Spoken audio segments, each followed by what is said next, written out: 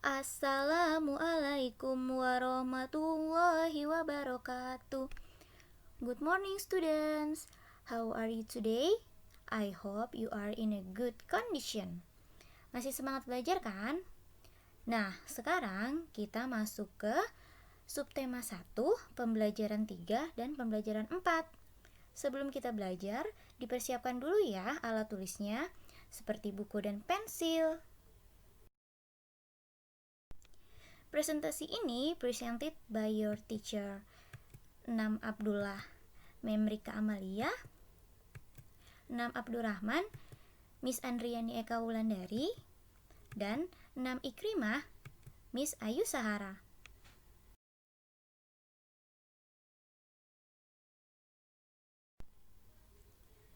Hari ini kita akan belajar yang pertama, menjelaskan cara tumbuhan melindungi diri dari pemangsa.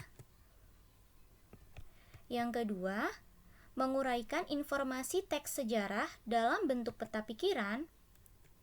Yang ketiga, menjelaskan contoh sikap yang mencerminkan rukun dalam perbedaan. Dan yang keempat, menuliskan kalimat pertanyaan berdasarkan informasi yang diberikan. Cara tumbuhan melindungi diri dari pemangsa. Salah satu ciri makhluk hidup adalah mampu beradaptasi terhadap lingkungan tempat hidupnya. Salah satu tujuan adaptasi yaitu melindungi diri dari pemangsa. Nah, berikut beberapa contoh cara tumbuhan melindungi diri dari pemangsa. Yang pertama ada melindungi diri dengan duri.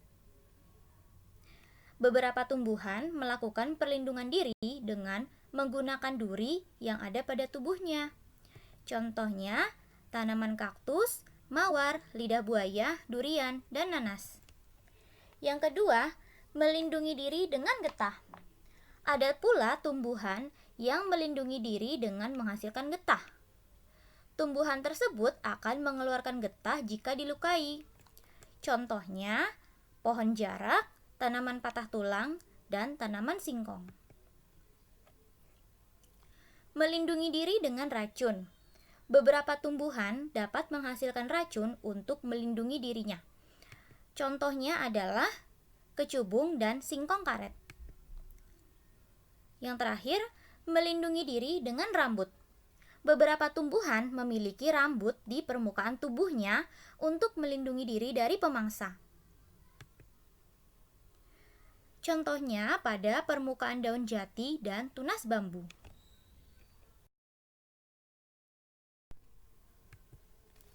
Penggunaan kata tanya dan fungsinya. Yang pertama ada apa. Digunakan untuk menunjukkan penjelasan mengenai suatu hal atau benda. Di mana digunakan untuk menunjukkan penyebutan tempat.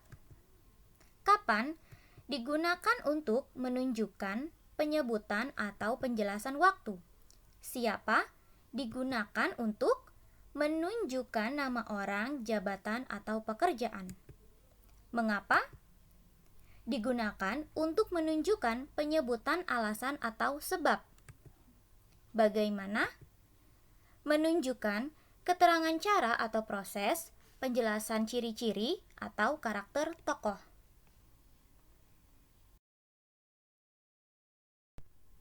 Contoh kalimat tanya. Nah, di sini jawabannya adalah pencipta lagu Indonesia Raya adalah W.R. Supratman. Nah, karena ini jawabannya adalah nama orang, maka kita menggunakan kata tanya siapa. Seperti di contoh, siapa yang menciptakan lagu kebangsaan Indonesia Raya? Jawabannya, pencipta lagu Indonesia Raya adalah W.R. Supratman. Yang kedua, pada tanggal 17 Agustus 1945, I.R. Soekarno mengumumkan kemerdekaan Indonesia. Nah, karena ada penyebutan tanggal, maka kita menggunakan kata tanya kapan. Kapan I.R. Soekarno mengumumkan kemerdekaan negara Indonesia? Jawabannya, pada tanggal 17 Agustus 1945, Insinyur Soekarno mengumumkan kemerdekaan Indonesia. Jadi, untuk kalimat tanya dilihat dulu ya jawabannya menunjukkan apa. Jika menunjukkan proses, maka menggunakan bagaimana. Jika menanyakan tempat, maka menggunakan di mana.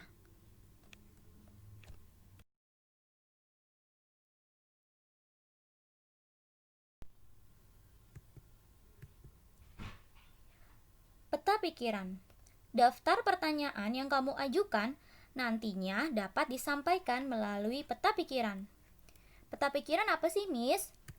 Peta pikiran merupakan suatu cara mencatat kreatif dan efektif yang disajikan secara ringkas. Peta pikiran biasa disajikan berbentuk cabang, seperti pohon. Untuk menguraikan informasi menggunakan peta pikiran, kamu perlu menentukan ide pokok setiap paragraf dari teks yang disajikan.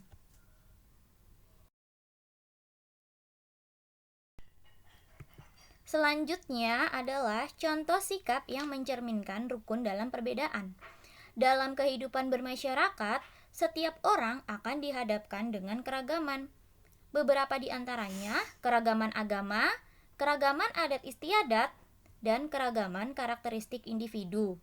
Untuk itu, sikap saling menghargai dan menerima perbedaan penting diterapkan agar kerukunan dalam masyarakat dapat tercipta.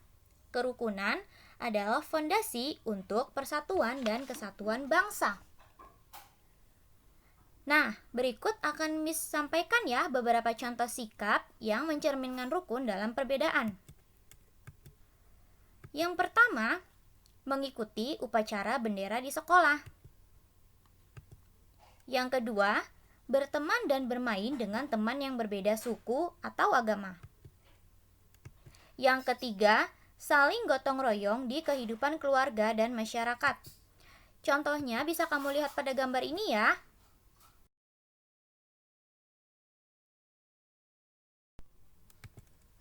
Manfaat menerapkan nilai kerukunan dalam persatuan dan kesatuan. Apa aja sih, Miss, manfaatnya kalau kita menjaga kerukunan? Yang pertama itu hidup damai. Yang kedua, saling tolong-menolong. Yang ketiga, saling menghargai. Terima kasih. Jika kamu ada yang ingin ditanyakan, silakan kamu menghubungi guru masing-masing ya. Wassalamualaikum warahmatullahi wabarakatuh.